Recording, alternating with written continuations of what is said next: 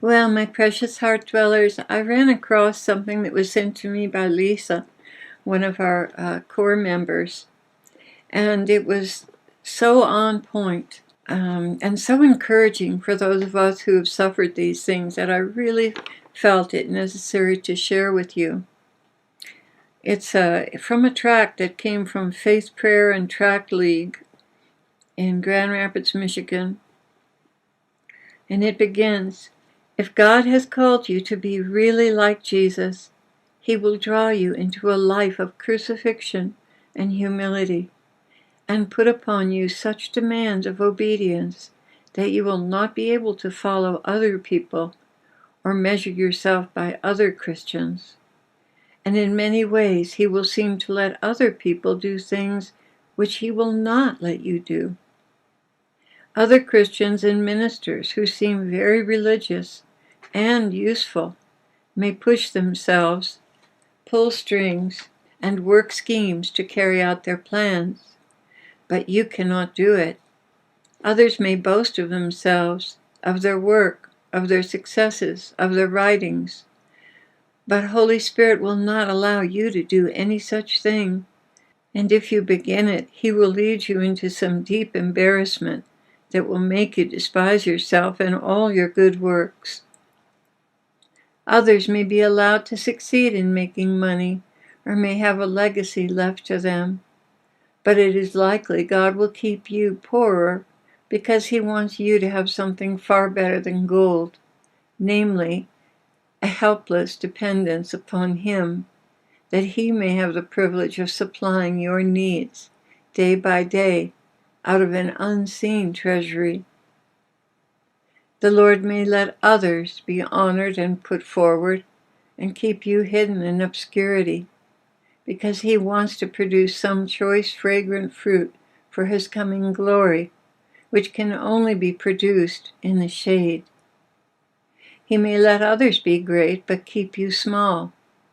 He may let others do a work for Him and get the credit for it, but He will make you work and toil on without knowing how much you are doing.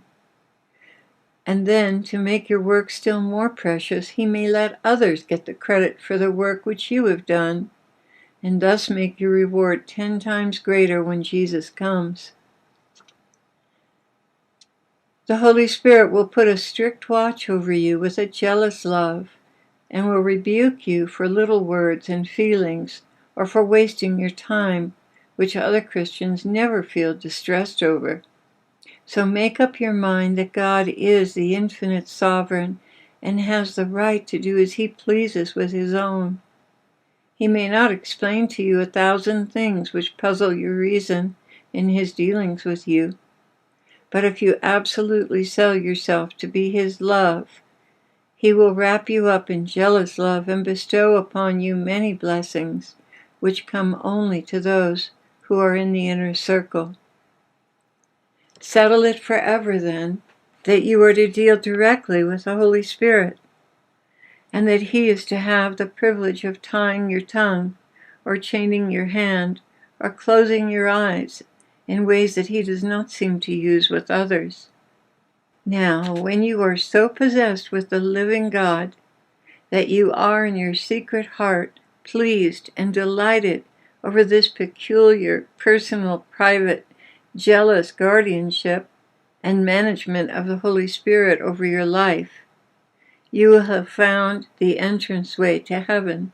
When you were forgotten or neglected, or purposely set at naught, and you smile inwardly, glorying in the insult or oversight, because thereby you're counted worthy to suffer with Christ, that is victory.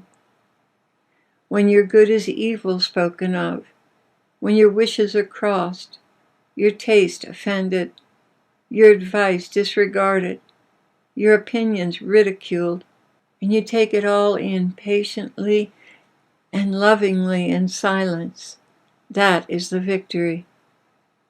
When you are content with any food, any raiment, any climate, any society, any solitude, or any interruption by the will of God, that is victory.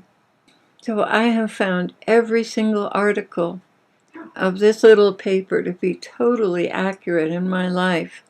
And I think that's one of the reasons why the Lord has kept us hidden for basically 40 years in the wilderness, hidden before he brought us into public ministry.